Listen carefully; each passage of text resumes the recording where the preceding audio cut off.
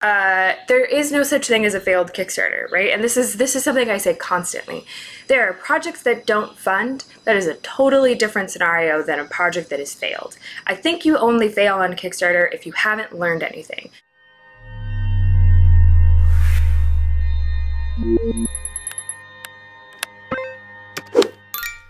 Hi everybody, welcome to another episode of Pro X Dev Talk. Today with the wonderful Anya Combs. Hi Anya.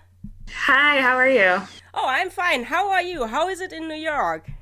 New York is quiet. It's really overcast and kind of gross outside, but we're getting through this. Yeah, we're all getting through this. But you seem doing fine, and we are going to talk about how to launch the perfect game on a perfect Kickstarter campaign today, right? This is like a tutorial for game developers or something like this. Yes. Yeah, let's see how I get. But before we talk about that, we should talk about you because maybe there are like one or two people out there who don't know you. And do you want to introduce yourself, or should I do it? I want to hear what you have to say. Okay, and then correct me if I'm wrong, okay? Okay. So, ladies and gentlemen, Anya Combs is Games Outreach Director of Games Outreach at Kickstarter. See, first mistake. She has been in the digital game space for over a decade, worn many hats in production, development, community management. She's overseen multiple mobile and online games for Nickelodeon and addicting games, and she has worked with countless game creators launching successful projects on Kickstarter. And if she's not working, she's playing the saxophone. This is what my notes say. Is this correct? This is all correct. Everything is correct. Yep. Beautiful. Where do you play the saxophone? Like with friends, or in bars, or in concert halls? Where do you play it? Kind of a combination of all of it. I'm in about 4 or 5 different bands here in New York City, and then I do a lot of like outside busking. Well, we used to do a lot of outside busking, obviously. That whole life has sort of been put on hold momentarily, but I played in a lot of different places all over the East Coast. That's so great. I can't play any instrument properly, so I really admire that. Oh, thanks. So let's switch to games talking. There has been numerous games who have launched on Kickstarter. Some are really famous. Sometimes you don't really know them. Sometimes there's rather small indie games. It's like it seems to be possible for any kind of game to be launched on Kickstarter. But still, I think you as an expert may have like 2 or 3 tips what you should do or what you don't should do when trying to get backers to back the game. Yeah, so there's a lot of information to kind of go over. So I'll do my best to distill it down quickly. So the first thing is you need to have 30 seconds of gameplay, especially for video games, obviously. 30 seconds of gameplay that's as close to what the final game will look like is absolutely key. It's just completely necessary. In addition to that, once you have that, then you can kind of break that out into small GIFs that you can scatter throughout your page on your Kickstarter page. You also need to have a community that is willing to back you at least the first couple of days that you launch your project. What we've seen is that roughly about 30% of your pledges for games will come through the Kickstarter space, right?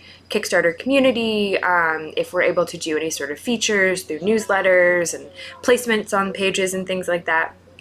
But that means that about 75% of your backers are going to come in through the community that you need to build. So you need to think about where they exist. Is that Twitter? Is that Facebook? Is that Discord? If you don't have a Discord, you should absolutely have a Discord. Also, do you have a mailing list? If you don't have a mailing list, that's such a great way to sort of continuously speak to your community. So what if you're such a newcomer that you don't have a community? You're like freshly graduated from university, you got a little project, you think this is the best idea that has ever happened. How do you create such a community? Yeah, so you want to start with your friends and your family. Put them in your mailing list. Your friends and your family are the people that want to support you. From there, think about how you can get involved with the developer community. obviously, going to events and going to meetups and things is a little bit challenging right now, but there's so many different online possibilities, right? So again, if that's Twitter, getting involved in the Twitter community, engaging in those conversations, following game people that you really admire and starting those conversations. If you have an IGDA, the International Game Developers Association, if you have a chapter close to you wherever you live, getting involved in that community is absolutely beneficial. There's a lot of online, like they have their own Discords, getting involved in other people's Discords just to start those conversations. There's digital ways to go about building community. I would also note that we typically recommend about 2 to 4, sometimes 3 to 6 months of just community building to build that community up before you launch your project. This sounds like a lot of work, like you have to like hire a social or community manager before you even have a game, right? I mean, possibly. It's definitely not uncommon. But the cool thing is, a lot of the community managers that exist are pretty accessible. The two that I can think of that are very young and smart and are like deep in the community are Victoria Tran from Kitfox Games and Harris Foster from Finji. They are constantly giving out tips and tricks on how to build a community. So even if financially you're not in a place where you're able to hire a community manager, right? Because we do want to pay folks for what they're doing. Following them and even just reaching out to them and saying, do you have like, I'm struggling with this one thing. How would you go about solving it? Everybody's accessible. Do you think from your experience that there are certain game genres that are more suitable for Kickstarter campaigns than others? So maybe like RPGs do good while shooters don't or something like that? Yeah, RPGs do extremely well on Kickstarter. First-person shooters are not as popular and we don't see a lot of them, but I think that comes down more to the budgets that are associated with those types of games. They tend to be pretty robust. So sort of smaller, more like bespoke experiences, so platformers, action-adventure, like storytelling games, things that are instead of like 8 to 9 hour experiences, sometimes up to 36 hours, or like 2 to 4 hours of an experience. But I would say like Kickstarter really exists for the special indie games that come out that sort of like make us challenge what we think about games. Yeah. Do you have, or can you talk about the numbers, the percentage of how many game projects are really successful on Kickstarter? Yeah, so we the games category as a whole is about a 40% success rate. That's for the entirety of Kickstarter, right? That's the 11 years that Kickstarter has existed. Video games for the full 11 years is about 21%. Last year, it was 26.5%, which is the highest it's been since 2016. This year, even during a global pandemic, it's hovering at about 25%. In the tabletop space, lifetime, I believe, is 66%. 2009 was 68%, and 2020 so far is like 70%. So it's these numbers are sort of fluctuating at all times. I don't want that video game success rate to scare anyone because if we're looking at games as a whole on Kickstarter, which is roughly about 40%, just slightly over 40%, Kickstarter, the entirety, right? So we're talking about every single category that exists on Kickstarter is about 37%. So games is actually like a very, very successful space in the Kickstarter ecosystem. So, what happens or what should I learn from when my project is not successful? Maybe there are like certain learnings, or what is the next step? Is there still hope for my project, or is this a clear sign this is not a good idea? Stop working on this game, do something different. How do you see that? So I think the question of should I keep working on this is something that you as a creator kind of needs to answer. That's not something like I or the Kickstarter staff can really answer. There's projects that I don't really personally like, but I understand it's something the community likes, so I'm going to champion it as much as I can, right? Personal preference versus like just differences are sort of, they're not the same thing. But I would say if your project doesn't fund the first time you come to Kickstarter, there's a couple things to think about. One, I understand the sort of natural human reaction to, oh, I failed, this sucks. And that's okay, and you should feel that. There's nothing wrong with that. Like, Feelings aren't necessarily facts, though. And also, there's no timetable on feelings. You can't say, well, I'm okay, and 2 days later, I'm going to feel different, right? Like, it's okay, it's fine. There's anything we've learned in this lockdown quarantine is that feelings are complicated. So Yeah, that's true. It's like a roller coaster ride of feelings.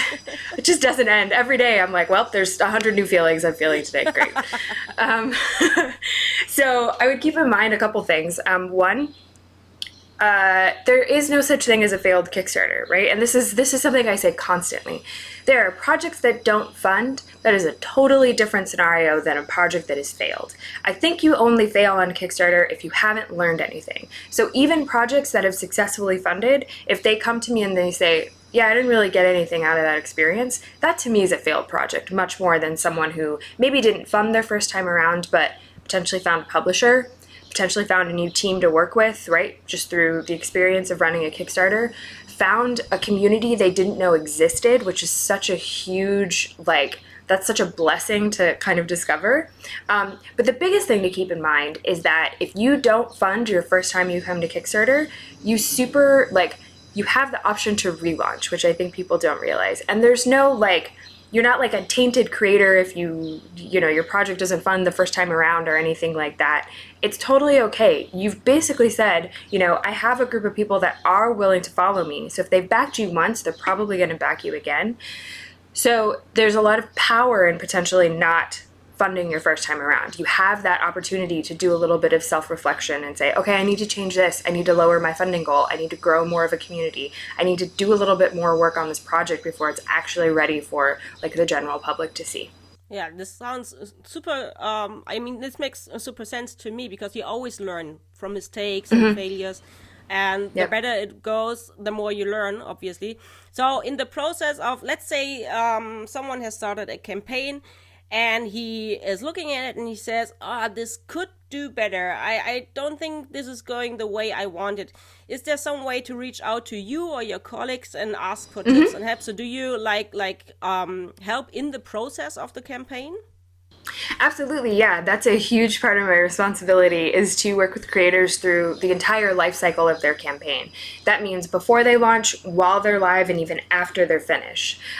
You can reach out to me personally. My email is anya@kickstarter.com, or you can email the games team. There's 3 of us, so there's an opportunity to hit all 3 of us at some point, which is just games@kickstarter.com. I'm happy to answer any questions. I'm always happy to do Skype calls, Zoom calls, Twitter DMs, whatever. It's totally fine.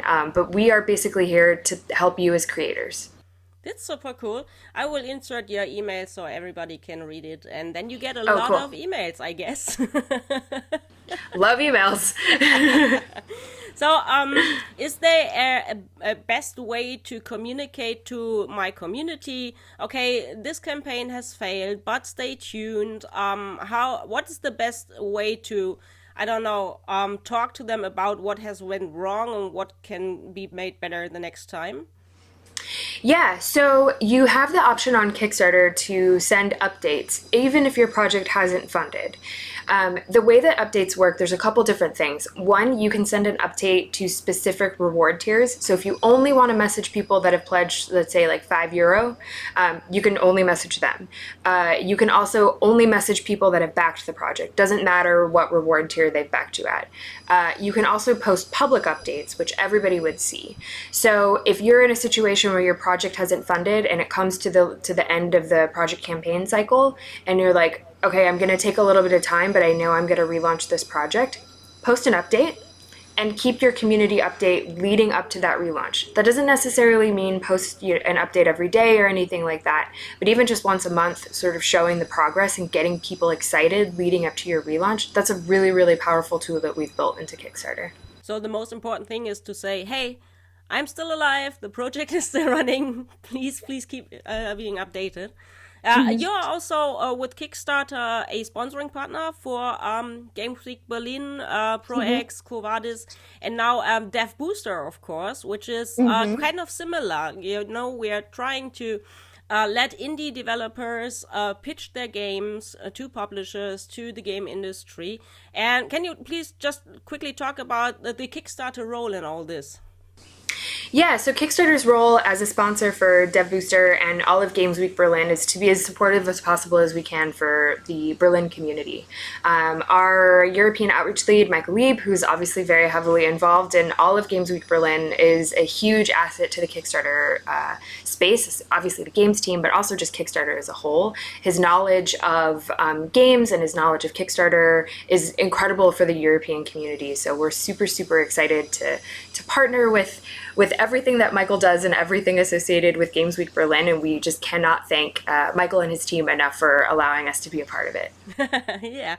Hey, Anya, thank you so much. It's been so nice talking with you. Before we started the recording, you talked about the construction noise in the background. I heard it only once, so all good. Okay. No sound problem. Thank you so much. Good. I hope to see you soon in person. I mean, we're not going to any events this year, I guess, but maybe next year.